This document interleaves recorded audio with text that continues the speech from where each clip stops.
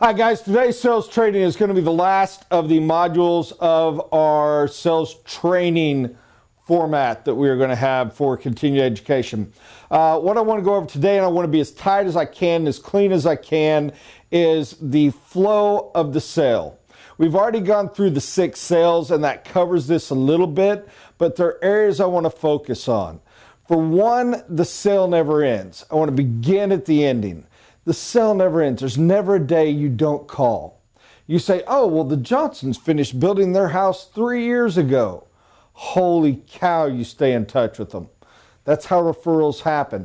That's how happy clients happen. That's how it's okay to continue to send potential clients to talk to them, and they do so.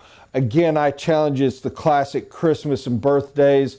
But whenever, whatever, if it's just once a year, there's nothing wrong. I knew a guy that always he put them in, and when they were in, it was always rescheduled for the next year.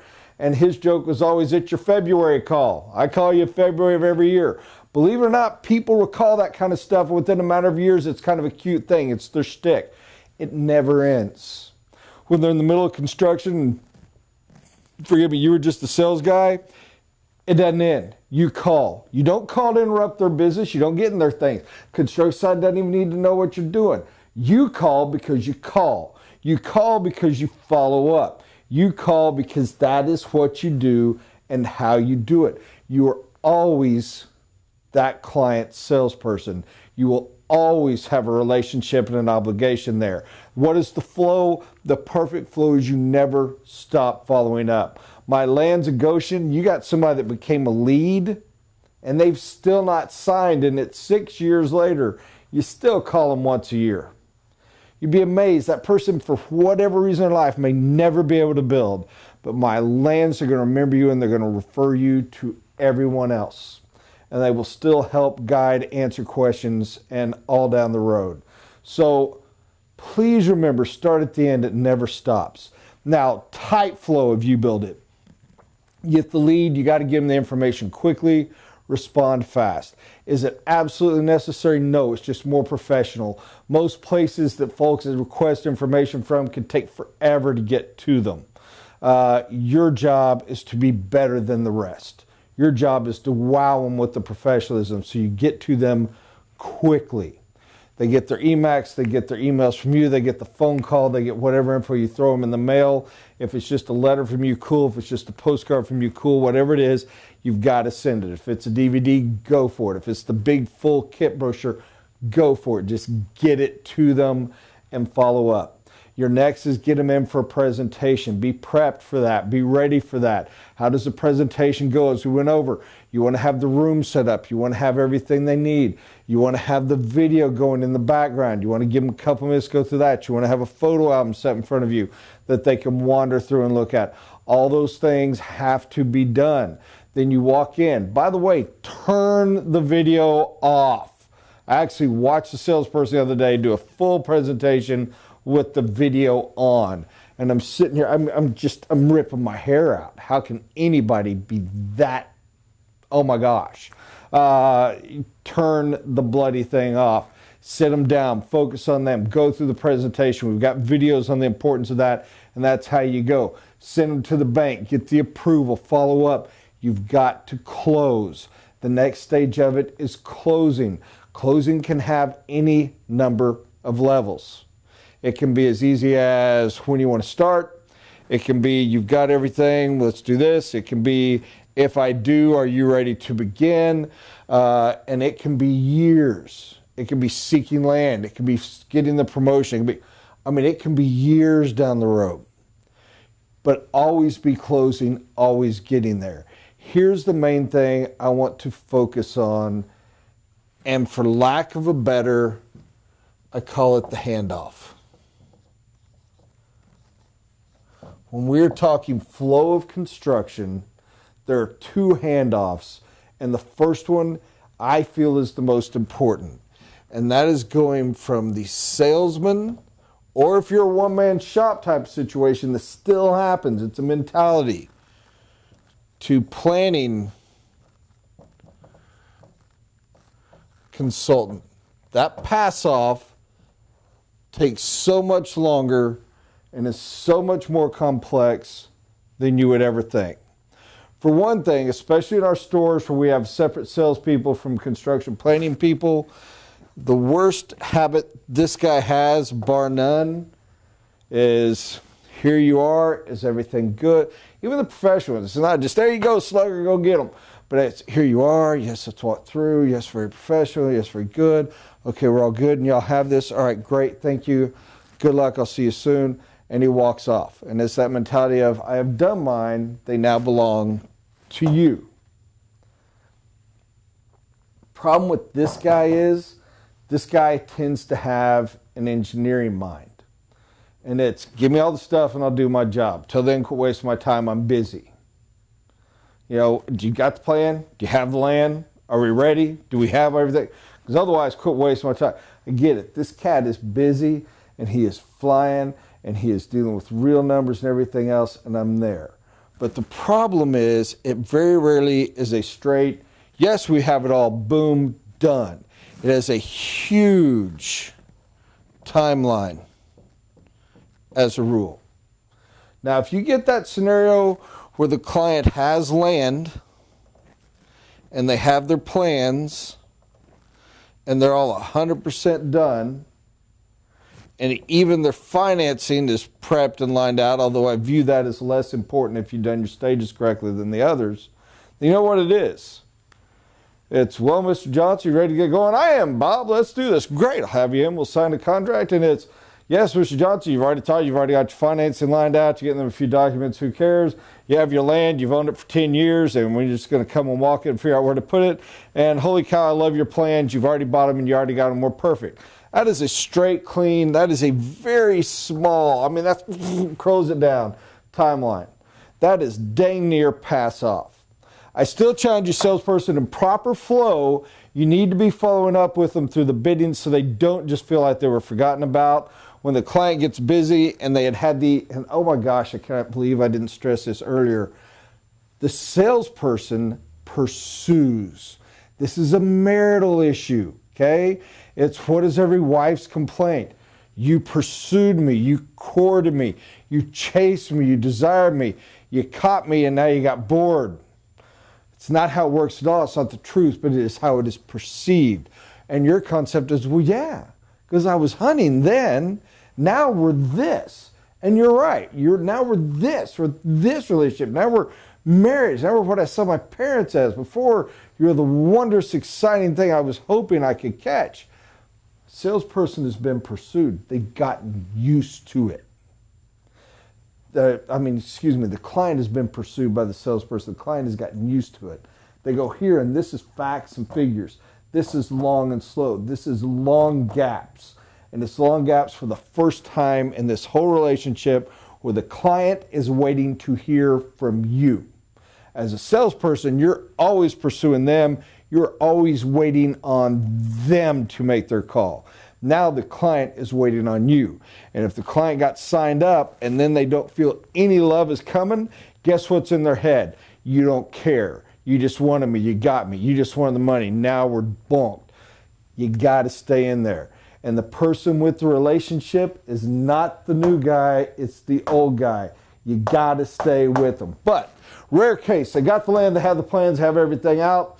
This is a very fast pass off. I mean, my land. You'll get there and it's sign the contract, review it, bring the planning consultant in to go over everything, deliver the planning manual, review everything about that. They will schedule the site visit within a day or two, and they'll schedule the spec within the week. It's done. Now you've just got the month it's going to take to get everything bid out and through the bank and all. Your salesperson, man, just call every couple weeks. You are golden, and now it goes in the normal stage of follow-up that we talked about earlier in this video. But that is the perfection. Now, what if they haven't solidified the land yet? Honestly, I will usually challenge that should stay in the sales process. I can't stand signing a client that doesn't have land yet. But more importantly, and here's where we're going to dance for just a moment, I hope not to last too long, is plans. Average client does not have perfected plans. Average client does not have them exact. They're close. You're putting them with your designer. You're putting them with this. whatever it is you are helping to guide them through. The average salesperson's mind, I've introduced you, I have passed you off. Guys, the client, you were the one that pursued. You have to stay with them on plans. I challenge you, this is the biggest gap in this timeline, is developing the plans. And it needs to be you and this person both holding onto that friggin' baton. All right? If it's the handoff, this is a salesperson, this is planning, the client's a baton, you both hold it tight until those plans are completed and you're at the spec meeting. The land you can walk, he will walk whenever. But at the spec meeting, you got to guide through. And you have to remember, oh, this is so important, people. So important. You've heard us refer a million times. You've advised the client by this stage a million times to always remember the triangle. And what are the three stages of the triangle? We have size, we have money, and we have features. And as we always say, what is the most important, most expensive feature? Period. Not even close. Nothing. There is nothing that dances in this realm. And don't even tell me, oh, well, if I went with full Wolf and Viking, BS. Not as relevant. What is the most expensive feature? It is design. It is design, period. Design is not relevant to size. Design is a feature. When you have a client that comes to you and in your sales process, they have a rather tight budget. All right, it's, hey, the average homes where they're building are being built for $125 a foot. Their goal is to be at a 95. You know you can do it, but it's tight. Why in heaven's name would you throw them with a designer, put him with a planning guy that doesn't have any of this knowledge of what's going on? His only job is to make sure they design one that builds. Seriously, what's his job? If he's in there and the planning consultant, the construction guy who wasn't involved in the sale, doesn't know what's promised, doesn't know anything out there other than maybe a rough brush stroke. He doesn't have the relationship going or anything else. And the client is working with the designer and he's seeing the design. His whole job is just, is it doable? Is it hold structural integrity? Will the roof line build? That's his path, purpose, and goal and how he does it. Your job is to know if I let him do a 9 out of a scale of 1 to 10 of complexity of design, there's no way I'm going to save him 40%, let alone 30% on the cost to build. If they have a tight budget, they have to have a tight budget design. Oh, salesperson, you've got to manage expectations constantly. You have to stay with them and you have to start managing expectations of your construction, of your planning consultant as well. Show him some love and friggin' respect as your client also. You gotta let him get there. You have to stay involved. When they come back and they got 20 angles to this house, you gotta say, hey, Mr. Johnson, I love it. And if that's what you want to do, that's perfect.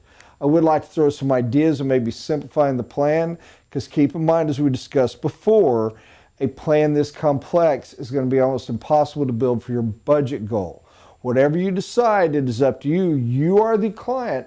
You are the builder. But I would like you to think of flattening these walls, maybe shifting this gable, lowering this down, because that is what we need to do if you want to stay in that $95 a foot range. Just want to give you the opinion. What are your thoughts? And you send it to him and his wife and whoever. You send it to the designer. And you send it to the consultant that is handling the planning side in your office. Why is that so incredibly important? Number one, you don't set the poor guy up for failure at the spec meeting. Number two, you're managing expectations of we have to manipulate things. It's not just pure organic.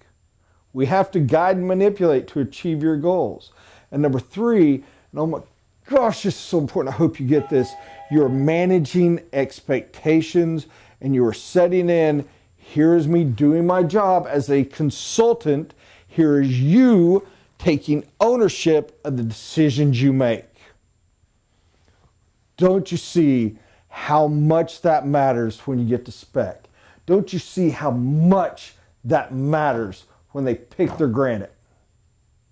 And your field guy is having to chase that world. You've set the foundation. You've trained them correctly. They know their place. They know their role. I would even challenge you as we complete this segment that when we use the words flow, deal flow, however you want to say it, flow of the deal, flow process, whatever else, the core essence of what we truly mean is managing expectations, and I'll go ahead and have another word, throughout. I can put everything else on there. I can do what I just did and try to go through it and explain it in stages. It is managing expectations throughout. Handling that. What is next? You guide them through. Once they've done spec, you keep calling now and then. Just make sure they're still feeling good. Hopefully you're having fun and everything. And once they close on the loan, you stay with them and make sure they're happy and you get paid. But you also don't make them think, all I was ever in this for was a check. You do it and you handle. And then, salesperson through construction, I still say you keep calling once a month. You keep laying that foundation of communication with their first love, with their first relationship. You keep laying that foundation for hopefully future referrals. You keep laying that foundation for hopefully continuing to take calls from potential clients. But mostly you continue to manage their expectations. So when they start to get frustrated, you go, I get that you're frustrated, Mr. Johnson, but remember we discussed this way back in the very first meeting. Because when people are reminded and held accountable, they get very in line. If you don't, then they're going to forget that and they're going to remember now. What is proper deal flow? It is all those things. It is 50 other that we don't have time over. But the one I want you to sear into your brain is the salesperson's job of constantly managing expectations. Why do you get paid so much? Because your job's friggin' hard. Why is your job friggin' hard? Because of that. Making a phone call, going through a basic presentation, doing a rough close, letting the natural 5% come in and say, yeah, I'll sign. Hot dog, there we go. You're overpaid. You're horribly overpaid. That's a system order taker. Hire me a secretary for $10 an hour, male, female, don't care. They near a computer making calls. Let me give a video, do a group presentation, and then have those same secretaries make the calls to follow up and try to get folks to sign. I will sign 5% of my clients straight up, and it will be much more in line with the process of cost. That's not a salesperson. That's a salesperson. All right, that is our final one on this. Continue to watch. We'll continue to improve. Welcome your feedback. Thank y'all so much. Have a great day.